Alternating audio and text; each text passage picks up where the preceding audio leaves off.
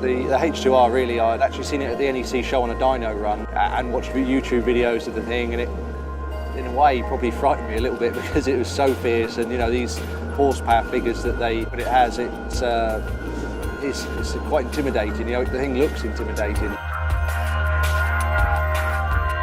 The boys had run the bike up and got up to temperature, and I sat on the thing. I'd only sat on the thing in static in the awning, you know, so to sit on something running and the feel through the throttle of that thing is fierce. It's so responsive and angry, so it's quite intimidating. But you know, we headed off down Bray Hill, and well, as soon as I dropped the clutch, to be honest, the thing was so responsive.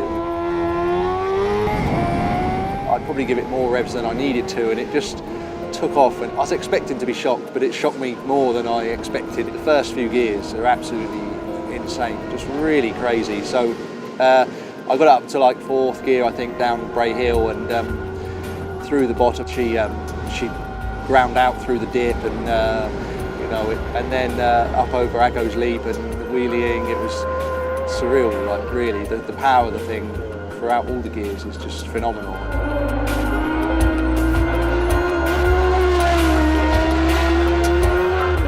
Left the Balagary section down the hill towards Crosby, and really got the thing singing, and the first time up to 6th gear, and heading up towards past the pub and the jump at the top of Crosby, and I was a little envious really of the people at the side of the road. There was a big crowd there and either side, and I wanted to know what it sounded like coming past there, you know, because I don't think you could be human if your hairs weren't standing up when that came past in 6th gear singing.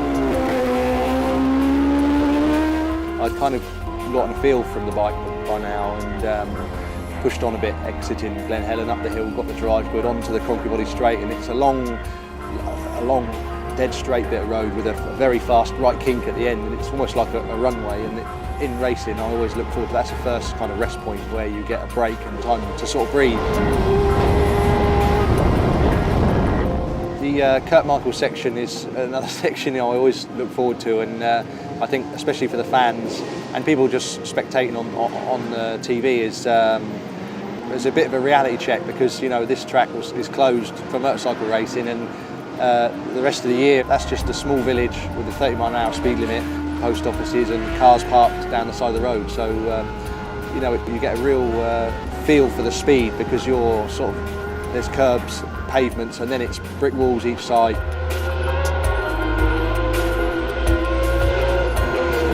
Okay, so the Solby Straight section is the peak. That's your top speed normally, you know, on the race bike. That's the fastest part of the track for us.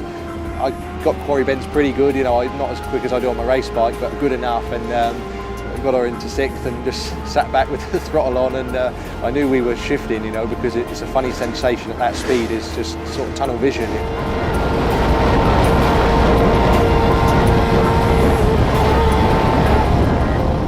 The GPS speed was 206.9, so that was interesting.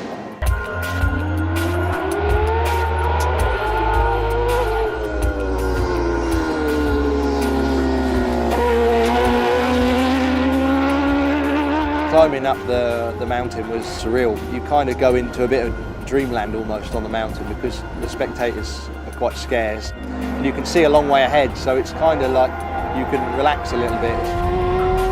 It was quite nice just to kind of take in what was actually happening, you know, and by that time we'd done 25 miles and more, and I felt pretty good with the bike.